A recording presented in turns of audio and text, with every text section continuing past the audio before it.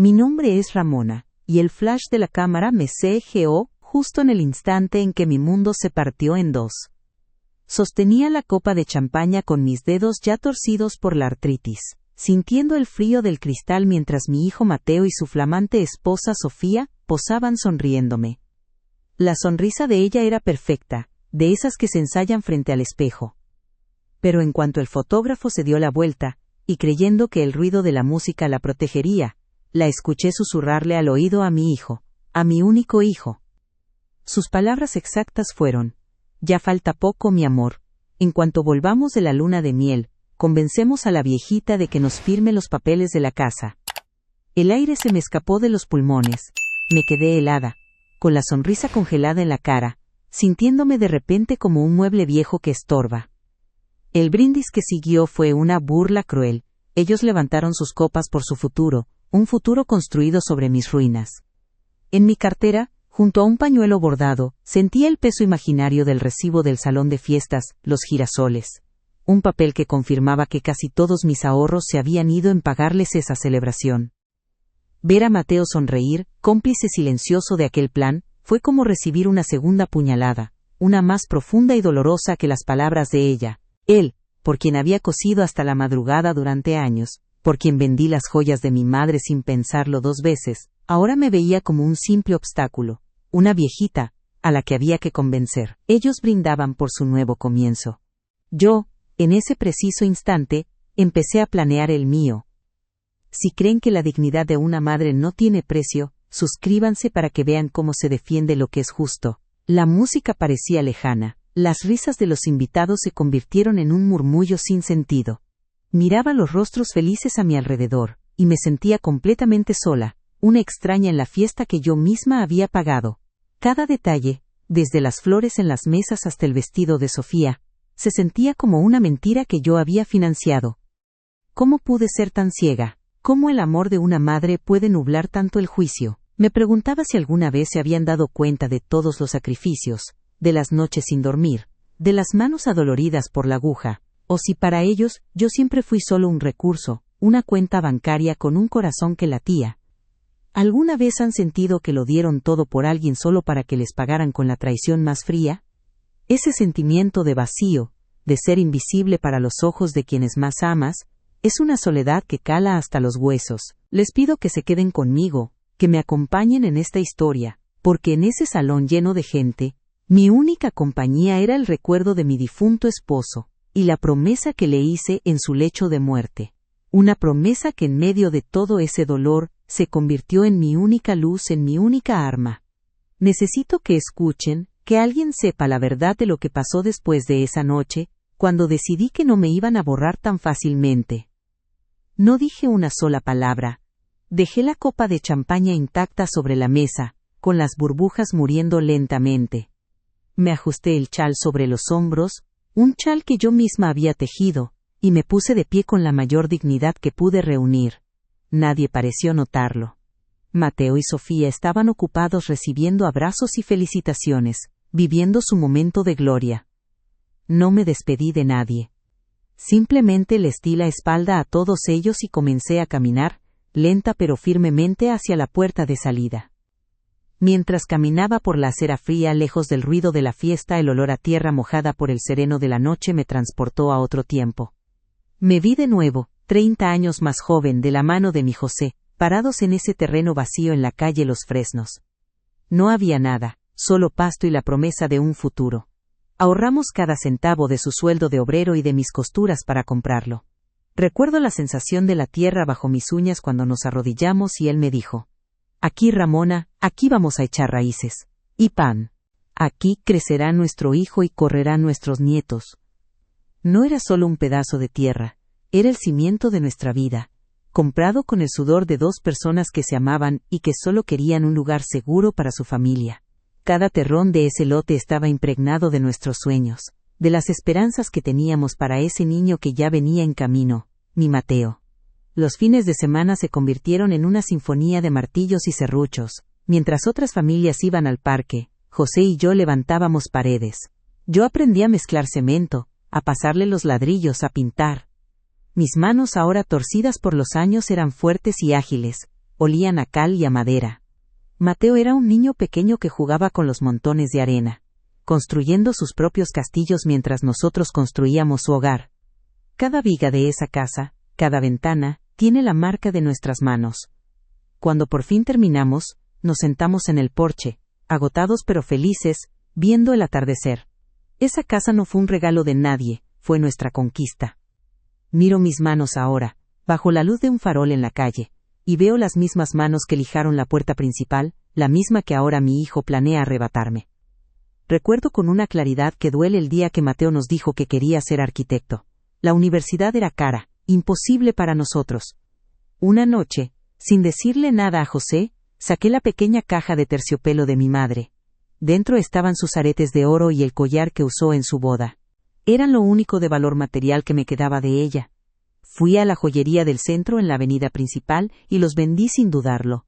El hombre me dio un fajo de billetes que se sentían sucios, insignificantes comparados con el valor sentimental de esas joyas. Cuando le di el dinero a Mateo, sus ojos brillaron. Me abrazó tan fuerte que casi me rompe las costillas y me dijo: «Gracias, mamá. Te juro que te voy a construir un palacio algún día». Nunca terminó la carrera, pero yo nunca le reclamé nada. El palacio que me prometió se convirtió en el asilo del que me hablaron hace unas semanas. Años después, cuando su primer negocio de diseño fracasó, la historia se repitió. Las deudas lo ahogaban. Yo ya era viuda, pero mi máquina de coser seguía siendo mi fiel compañera. Tomé todos los encargos que pude, vestidos de novia, arreglos para tiendas, lo que fuera. Cosí hasta las 3 o 4 de la madrugada, con los ojos ardiendo y la espalda hecha un nudo.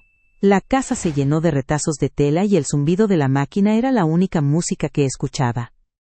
Con ese dinero extra, él pudo pagar a sus acreedores. Me lo agradeció, por supuesto, con promesas vacías de que me lo devolvería todo. El chal que llevo puesto esta noche, el que me abriga del frío de la traición, lo tejí en una de esas noches de insomnio. Con la misma lana que compré con el dinero de un trabajo extra para él. Pero el recuerdo más nítido, el que se convirtió en mi ancla y mi armadura, es el de la última tarde de José. En esa cama de hospital, con el pitido de las máquinas como fondo, me tomó la mano. Su agarre era débil, pero su mirada era intensa. Me hizo prometerle algo. «Ramona», me dijo con la voz entrecortada, «esta casa es tuya, es tu fortaleza, es el trabajo de nuestras vidas. Júrame que nunca dejarás que nadie te la quite, ni siquiera Mateo si algún día se le nubla el juicio. Júramelo». Se lo juré con lágrimas en los ojos, sellando una promesa que no entendí en toda su dimensión hasta esta noche. Esa promesa no era sobre ladrillos y un techo, era sobre mi dignidad, sobre el respeto a nuestra historia juntos. Pocos meses después de su partida, seguí su consejo. Un viejo amigo suyo, el abogado Anselmo, me ayudó a poner las cosas en orden. Fuimos a la notaría de la calle Belgrano. Recuerdo el olor a papel viejo y a tinta. Don Anselmo me explicó con paciencia que era una cláusula de usufructo vitalicio. Dijo que era un candado, una protección para mí. Firmé donde me indicó, sintiendo el peso de la pluma sobre el papel grueso de la escritura. Ese documento, con mi firma y la de José, garantizaba que mientras yo viviera, nadie, absolutamente nadie, podría sacarme de mi casa. Guardé esa escritura en la caja de metal, donde conservo nuestras fotos de boda y los papeles importantes. Está en el fondo de mi ropero, esperando.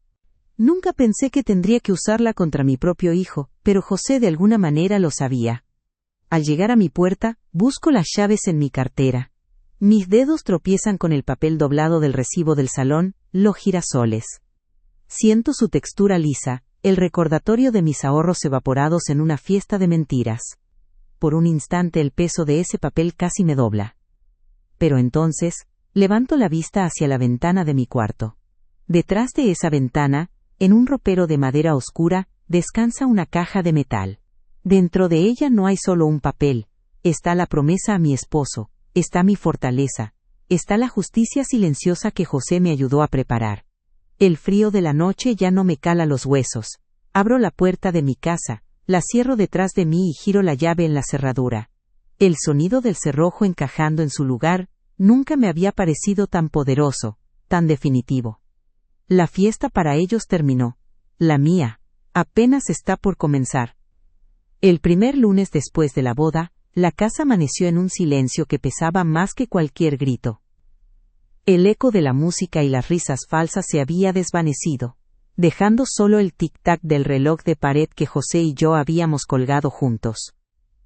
Esperaba una llamada de Mateo, un mensaje desde su luna de miel diciendo que habían llegado bien, una foto de la playa. Pero mi teléfono, sobre la mesita de centro, permaneció oscuro y mudo todo el día. Era un silencio nuevo, un silencio deliberado. No era la ausencia de ruido, era la ausencia de mi hijo. Caminé por los pasillos, tocando los muebles, los marcos de las puertas, sintiendo la madera que mis propias manos habían lijado y barnizado. Todo estaba en su lugar, pero yo me sentía completamente fuera de él, como si el susurro de Sofía hubiera envenenado el aire de mi propio hogar. Los días siguientes fueron una lección de cómo una persona puede empezar a ser borrada de su propia vida sin que nadie levante la voz. Sofía había dejado pequeñas huellas de su futura conquista por toda la casa. En la cocina, encontré un frasco de café gourmet que yo nunca compraría, desplazando mi café de grano de siempre. En la sala, una de mis carpetas tejidas a crochet había sido reemplazada por una revista de decoración abierta en una página que mostraba salas minimalistas y frías. Todo lo contrario a mi hogar. Eran cambios mínimos, casi insignificantes, pero cada uno era un mensaje claro. Tu tiempo aquí se está acabando, tus gustos ya no importan. Lo más doloroso era que Mateo, que conocía cada rincón de esta casa, y cada una de mis manías, había permitido estas pequeñas invasiones. Se estaba convirtiendo en cómplice de mi desaparición gradual. Una semana después, la preocupación de madre, esa costumbre terca que no entiende de traiciones, me venció. Todavía no había recibido ni una sola llamada. Decidí entrar a mi cuenta del banco desde la vieja computadora de mi escritorio, solo para asegurarme de que no les había pasado nada, de que tenían dinero. Y entonces lo vi. No fue un solo cargo, sino una lista. Una cena para 2 en un restaurante carísimo en la Riviera Maya. Una compra en una joyería con nombre extranjero. Un cargo por un tour en yate. Estaban usando la tarjeta de débito que les di para emergencias y gastos de la casa, vaciando mi pensión en sus vacaciones de lujo. El frío que sentí en la boda regresó, pero esta vez no me paralizó.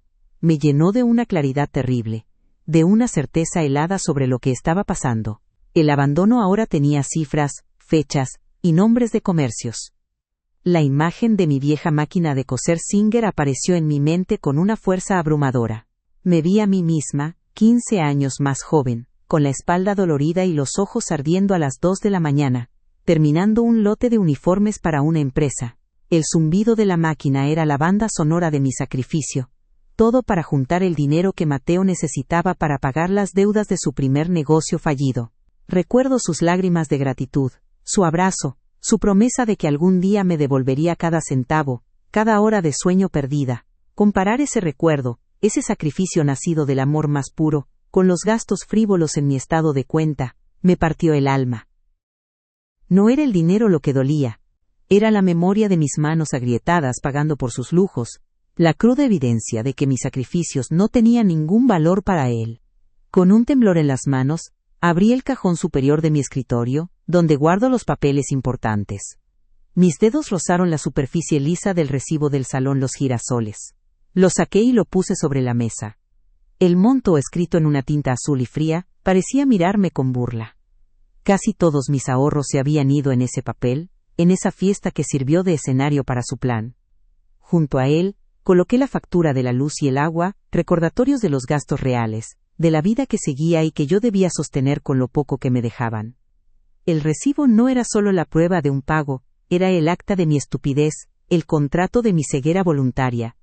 Había financiado la celebración de mi propia sentencia, y ahora ellos seguían gastando mi dinero sin la menor pizca de remordimiento.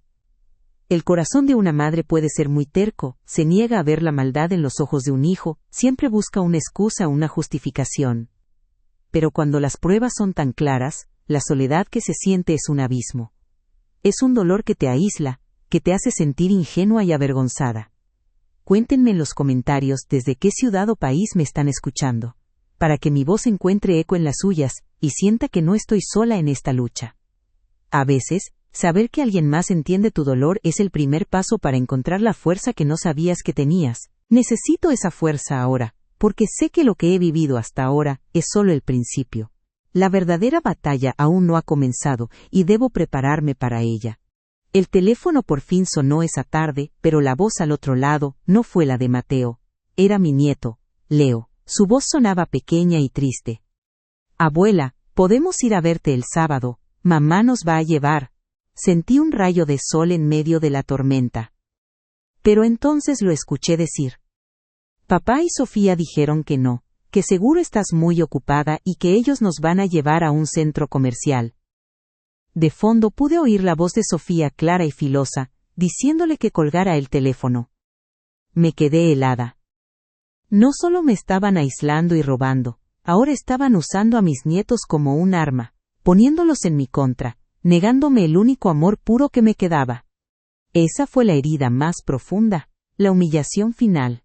Querían borrarme por completo, no solo como dueña de una casa, sino como abuela. Esa noche, no encendí las luces. Me senté en el sillón de la sala, en la oscuridad, viendo cómo las sombras se alargaban y se tragaban los contornos de los muebles. Ya no había tristeza en mí, ni miedo. Solo había un silencio frío y calculador. Comprendí su estrategia, el abandono, el abuso financiero, el aislamiento emocional. Eran pasos diseñados para desgastarme, para hacerme sentir tan sola y desprotegida que cuando volvieran y me pidieran firmar los papeles, yo cedería sin luchar. Querían que me rindiera antes de que la guerra empezara, pero no sabían que el silencio también puede ser el lugar donde se afilan las armas. El timbre sonó un martes por la tarde, una semana antes de la boda. La visita de Mateo y Sofía me tomó por sorpresa, pero una parte de mí, esa parte ingenua que se niega a morir, sintió una punzada de alegría. Estaba en la cocina preparando la masa para unas empanadas, y el olor a cebolla y comino llenaba el aire. Me limpié las manos en el delantal y fui a abrirles con una sonrisa. Sofía me abrazó, un abrazo breve y frío que no llegó a sus ojos. Mateo me dio un beso en la mejilla, pero su mirada se desvió rápidamente hacia el interior de la casa, como si estuviera midiendo las paredes. Entraron y se sentaron a la mesa de la cocina, el mismo lugar donde Mateo hizo sus tareas de niño. Había algo en su silencio coordinado, en la forma en que se miraban, que me puso en alerta. El ambiente cálido de mi cocina de repente se sintió tenso, como el aire antes de una tormenta. Comenzaron con halagos vacíos sobre lo bien que olía la comida y lo acogedora que era mi casa.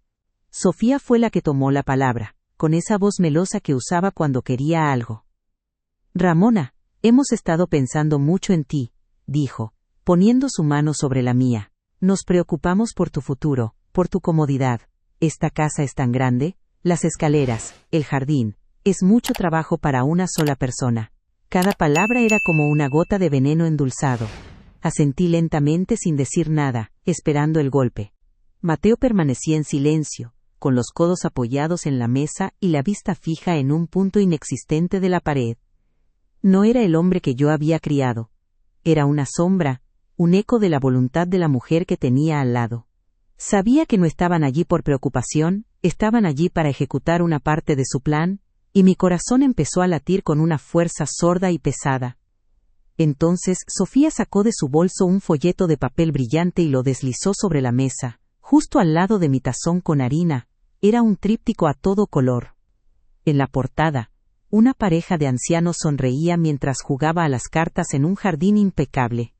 El título, en letras doradas, decía: Villa Serena, el comienzo de su mejor etapa. Sentí que el aire se me escapaba de los pulmones. Mis manos, que momentos antes amasaban con firmeza, se quedaron quietas, cubiertas de una fina capa de harina que de repente se sentía como polvo de tumba. Miré las fotos del interior. Habitaciones pequeñas e impersonales que parecían de hotel, un comedor comunitario con mesas idénticas y salones de actividades con gente que sonreía de forma forzada. Era una prisión bonita, un lugar donde la gente va a esperar el final. Ese folleto no era una sugerencia, era una sentencia. Es un lugar increíble, Ramona, continuó Sofía, su voz ajena al cataclismo que estaba ocurriendo dentro de mí. Tiene asistencia médica las 24 horas, actividades organizadas, no tendrías que preocuparte por nada. Ni por cocinar ni por limpiar. Sería lo mejor para todos.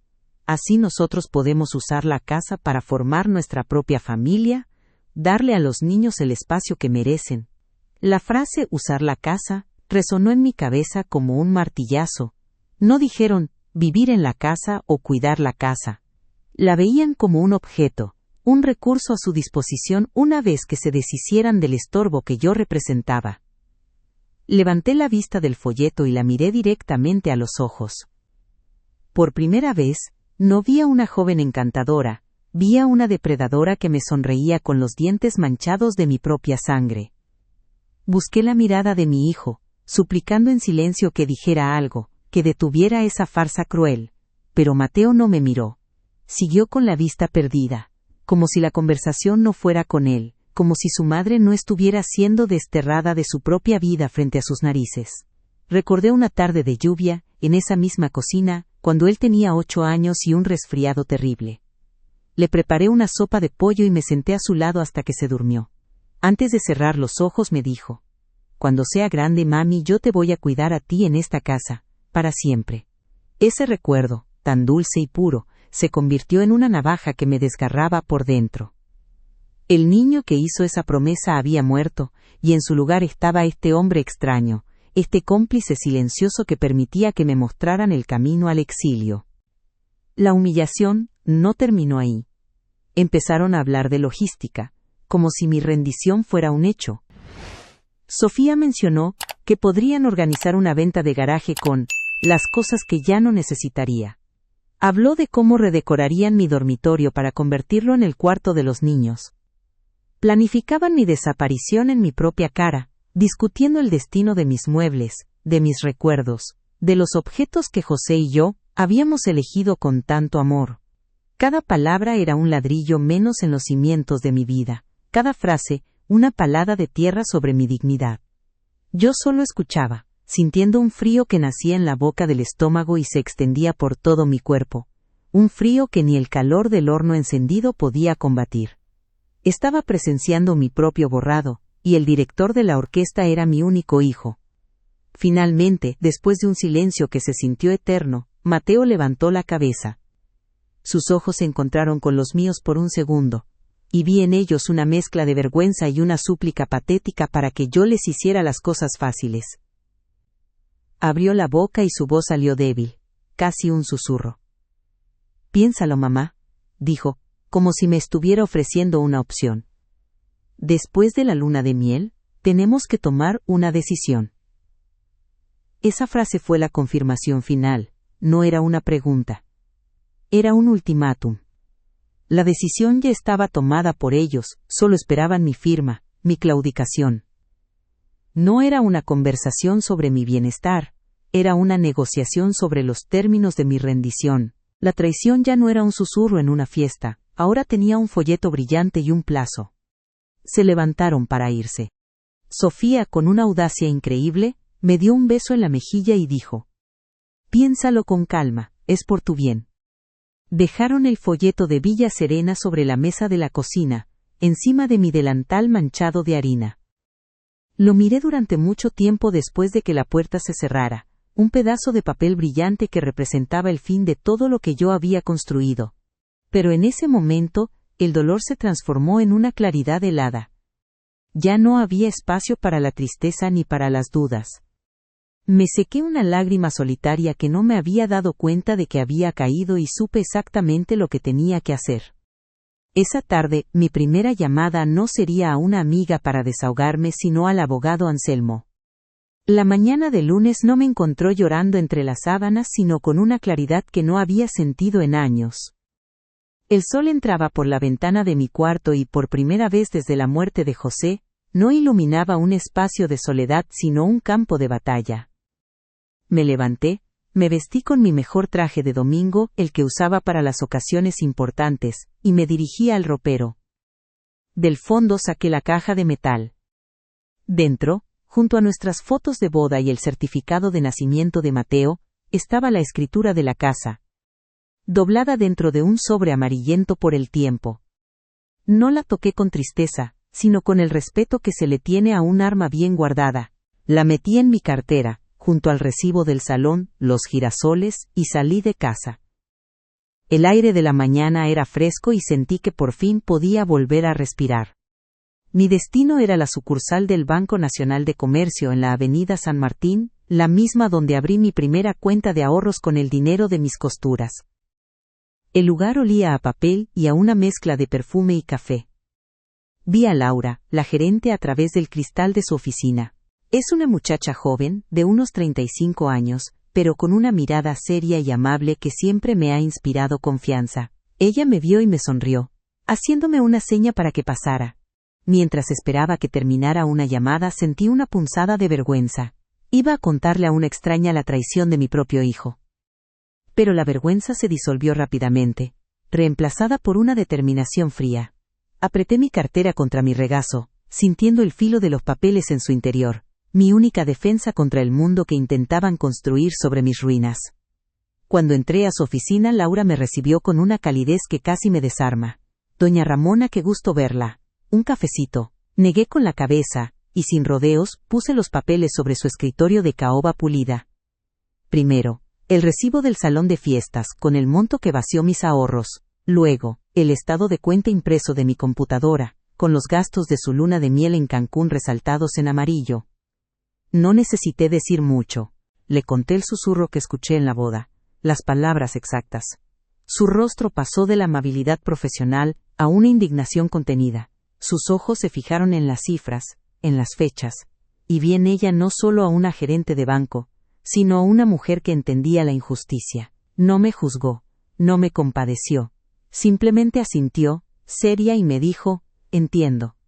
Veamos qué podemos hacer para protegerla». Lo primero que hizo fue pedirme mi documento de identidad para verificar que era yo, la titular de todo. El procedimiento fue rápido, casi mecánico, pero para mí fue un acto simbólico. Estaba reafirmando mi identidad, mi existencia, frente a un sistema que ellos habían intentado manipular. Perfecto, doña Ramona. El primer paso es inmediato y no se puede discutir. Vamos a cancelar la tarjeta de débito adicional que tiene su hijo. A partir de este momento, quedará invalidada. Si intentan usarla, será rechazada. Tomó mi tarjeta, la cortó en dos con unas tijeras y la tiró a la basura. El sonido seco del plástico partiéndose fue la primera nota de la música de mi liberación. Luego, con una calma que me contagió, me ayudó a cambiar todas las claves de acceso a mi cuenta en línea, eligiendo una combinación de números que solo yo podría recordar, la fecha en que José y yo compramos el terreno. Entonces saqué el último papel, el más importante. La escritura. Mis manos temblaban un poco al desdoblar el viejo documento. Mi esposo José me hizo prometerle algo antes de morir. Le expliqué con la voz firme. Me dijo que esta casa era mi fortaleza y que debía protegerla. Le señalé con el dedo el párrafo que el abogado Anselmo nos había hecho leer tantas veces. Mis ojos se nublaron un poco al leer las palabras en voz alta. Se establece una cláusula de usufructo vitalicio a favor de Ramona Vargas, quien tendrá el uso y goce exclusivo del inmueble hasta el día de su fallecimiento. La cláusula era un escudo invisible que José me había dejado, una última prueba de su amor y su sabiduría. Era la promesa que me anclaba a la vida y a la dignidad que no estaba dispuesta a ceder. Laura leyó el párrafo 2 veces. Luego levantó la vista del papel, y en sus ojos vi un destello de admiración. Doña Ramona, su esposo era un hombre muy inteligente, dijo con una seriedad que me llenó de orgullo. Esto lo cambia todo. Legalmente, aunque su hijo sea el nudo propietario, no puede hacer absolutamente nada sin su consentimiento. No puede venderla, no puede alquilarla y por supuesto no puede echarla. Esta casa es suya en la práctica hasta su último día. El plan de ellos es inútil, simplemente no lo saben. Escuchar esas palabras de una profesional, ver la verdad legal confirmada en sus ojos, fue como si un peso de 100 kilos se me quitara de encima. El folleto de Villa Serena se convirtió en mi mente en un simple pedazo de basura. Pero Laura no se detuvo ahí. Su mente trabajaba rápido, de forma estratégica. Para una protección completa, le sugiero algo más, me dijo inclinándose sobre su escritorio. Vamos a abrir una nueva cuenta de ahorros, a su nombre únicamente. Transferiremos la mayor parte de su pensión y sus ahorros a esta nueva cuenta, que tendrá un número y claves completamente nuevos. Dejaremos en la cuenta antigua solo lo mínimo para los débitos automáticos. Así, aunque de alguna manera lograran acceder a la cuenta vieja, la encontrarían casi vacía. Era un movimiento brillante, una muralla financiera que yo nunca habría pensado en construir sola. Por primera vez, sentí que tenía una aliada, alguien que luchaba en mi esquina. El proceso duró menos de una hora. Firmé los formularios para la nueva cuenta, la número 7804511192, un número que memoricé como si fuera una oración. Laura misma supervisó la transferencia de fondos, mostrándome en la pantalla cómo el dinero se movía de un lugar vulnerable a uno seguro. Me entregó una nueva tarjeta de débito, todavía tibia por la impresora, y una libreta de ahorros limpia. Sostener esa libreta en mis manos fue como sostener las llaves de mi propia vida. Me sentí dueña de mi presente y de mi futuro de una forma que había olvidado. Laura me entregó una copia de todas las operaciones, con sellos y firmas. Guarde esto, doña Ramona. Los papeles son la mejor memoria.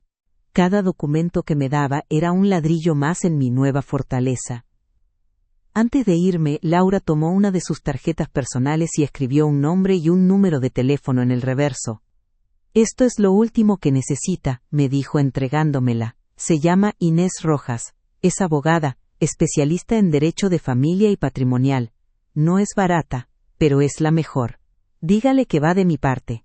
Ella le explicará cómo responder cuando ellos vuelvan y quieran obligarla a firmar algo. No estará sola en esto. Tomé la tarjeta sintiendo que era la pieza final de mi armadura. Salí del banco y la luz del sol me pareció más brillante. Ya no era una víctima esperando el golpe, era una mujer con un plan, con aliados y con la ley de su lado. Esa tarde, en la mesa de mi cocina, coloqué la nueva libreta del banco, los comprobantes de las transferencias y la tarjeta de la abogada Rojas. El folleto de Villa Serena, lo había usado para encender el fuego de la estufa esa mañana. Miré la foto de José que tengo sobre la repisa y le sonreí. Había cumplido mi promesa. No solo había protegido la casa, había protegido nuestra historia. Ya no había miedo, solo una calma expectante. Ahora solo faltaba esperar la llamada furiosa de mi hijo desde Cancún. Y con la ayuda de esa abogada, podría asegurar que nunca más volvieran a tener poder sobre un solo centavo mío. La primera llamada de la abogada Inés Rojas fue el martes por la mañana. Su voz era exactamente como la había imaginado. Firme, clara y sin rodeos. Me citó para el jueves a las 4 de la tarde en su despacho de la calle Corrientes. Colgué el teléfono, y sentí que una pieza más de mi plan encajaba en su lugar. Saqué una carpeta nueva, de esas de cartón color manila, y con mi mejor letra escribí en la portada: Asuntos personales. Dentro, coloqué la copia de la escritura, los comprobantes del banco que me dio Laura, y el recibo del salón Los Girasoles. Ver todos esos papeles juntos, ordenados, me dio una sensación de poder que no recordaba haber tenido. Ya no eran recordatorios de mi dolor, ahora eran las municiones que usaría para defender mi dignidad. Cada documento era un soldado listo para la batalla que se avecinaba. Esa misma tarde, mientras regaba los malbones del patio, mi teléfono vibró sobre la mesita de hierro. Era un mensaje de Mateo, corto y directo. Mamá, la tarjeta no funciona. ¿Pasó algo con el banco? Lo leí 2 veces. Mi primer impulso, esa costumbre de madre que llevo grabada en el alma, fue responder, explicarle, tranquilizarlo. Pero entonces recordé el susurro de Sofía, recordé el folleto de Villa Serena sobre la mesa de mi cocina. Respiré hondo el aroma de la tierra húmeda, dejé el teléfono donde estaba y seguí regando mis plantas.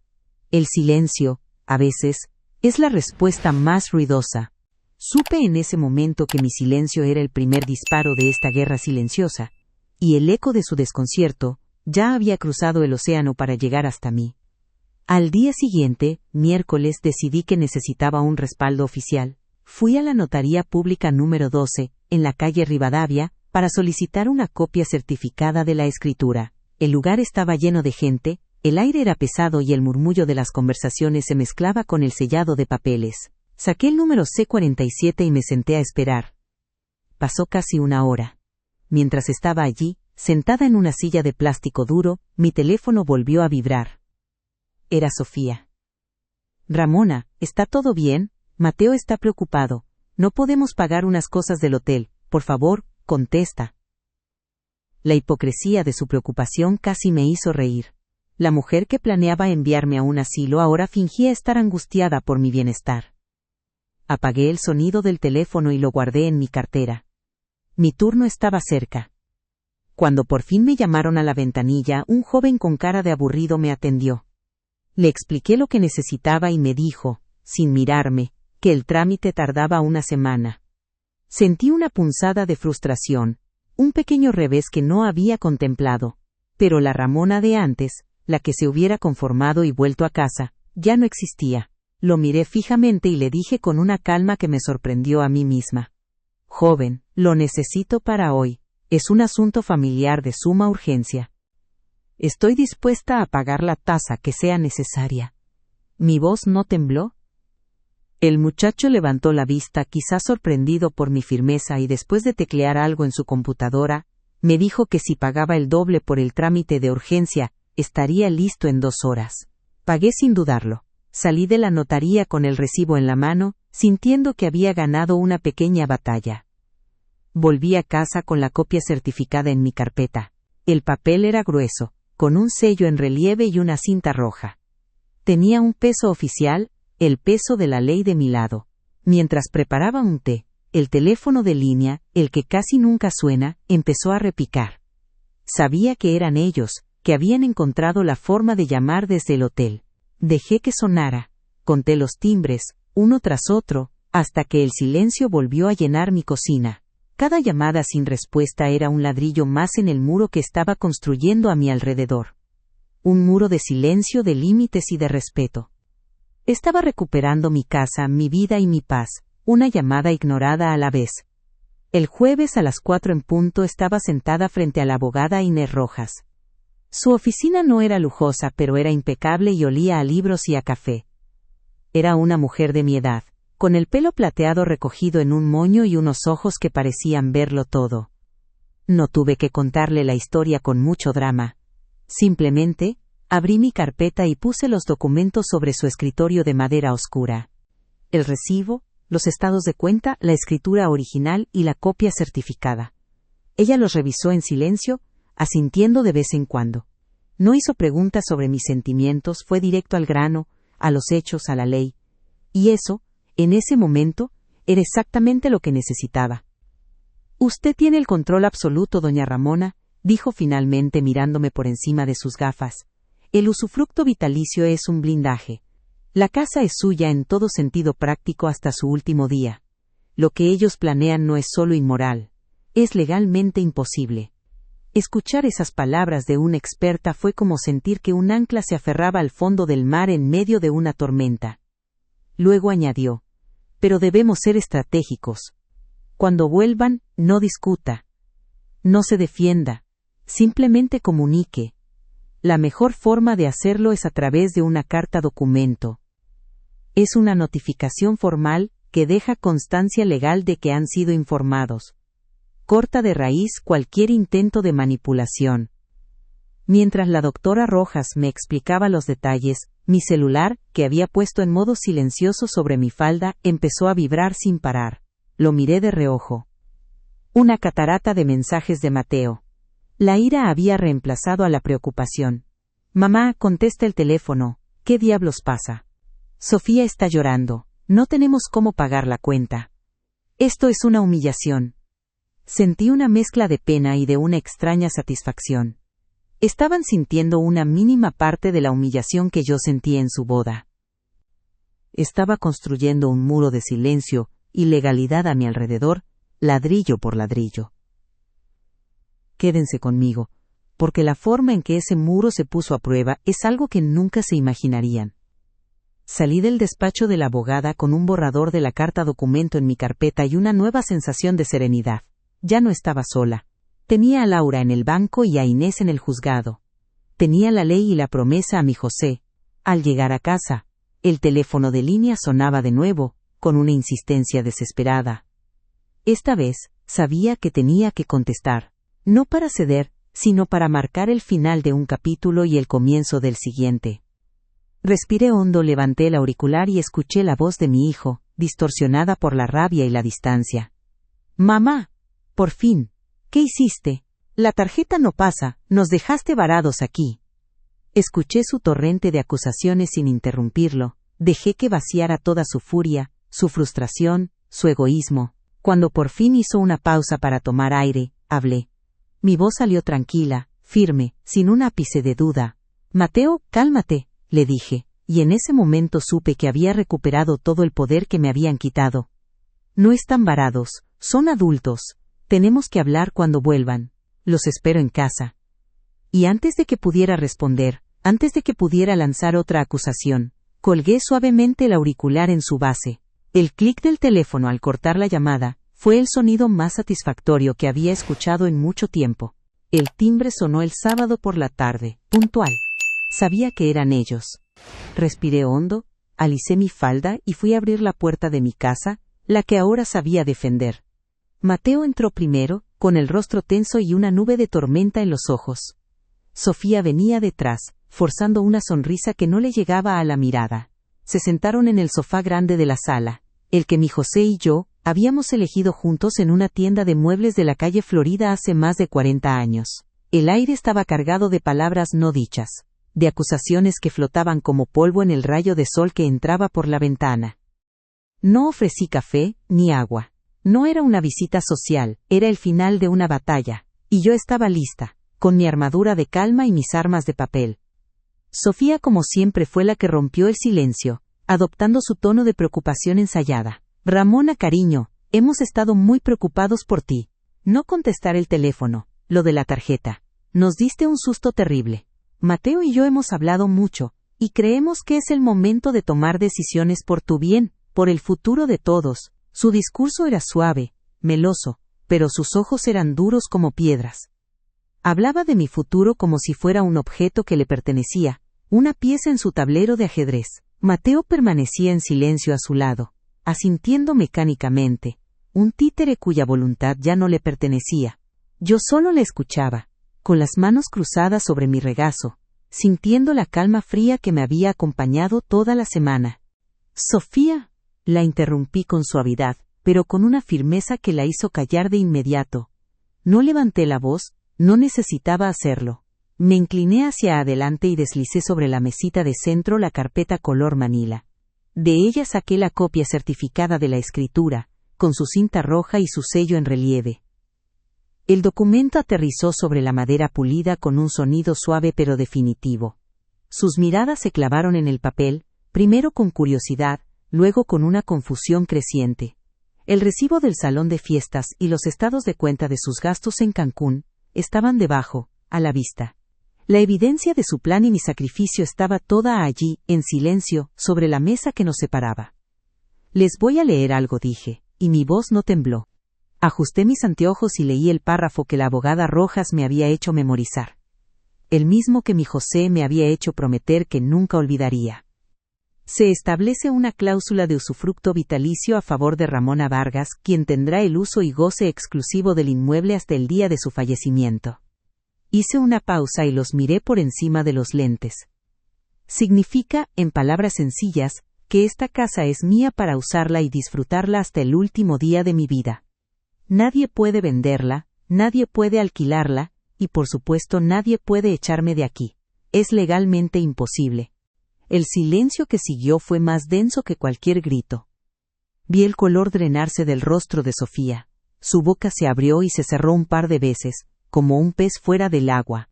«Eso no puede ser», siseó, su voz perdiendo toda la dulzura. «Debe ser un error.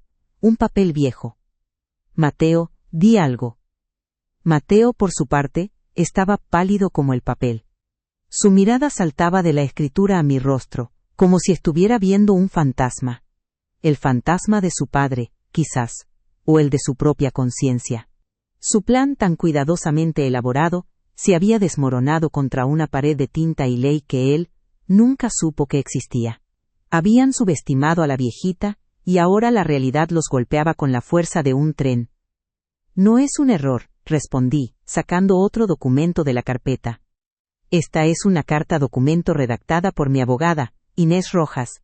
Es una notificación formal de mis derechos y de las nuevas condiciones de nuestra relación. A partir de hoy, cualquier ayuda económica de mi parte ha terminado. Las llaves de la casa que tienen ya no funcionan, he cambiado las cerraduras. Podrán ver a los niños, por supuesto, pero las visitas serán aquí, en mi casa, y deberán avisarme con antelación. No estoy negociando, Mateo, te estoy informando. Cada palabra era un ladrillo que colocaba en el muro de mi nueva dignidad, un límite claro e inamovible que nunca más permitiría que cruzaran. La arrogancia de Sofía se desvaneció, reemplazada por un pánico mal disimulado. Mateo finalmente encontró su voz, pero no era la voz de un hombre enojado, sino la de un niño asustado y confundido.